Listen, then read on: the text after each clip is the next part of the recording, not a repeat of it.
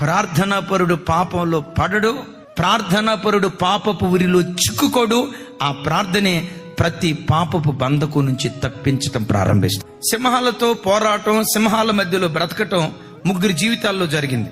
Number 1 సంసోన్, number 2 దావీదు, number 3 దానియేలు. గమనించండి, ఈ 3 సింహాల మధ్యలో ఉన్నారు. సంసోను మీదకి సింహము బొబ్బరిల్లుచూ వచ్చింది, చంపేశాడు. దావీదు మీదకి సింహం బొబ్బరిల్లుచూ వచ్చింది, చంపేశాడు. దానియేలు దగ్గరికి వచ్చేసరికి సింహం పిన్ డ్రాప్ సైలెన్స్ అయిపోయింది, నోరెత్తలా. ఎందుకో తెలుసా?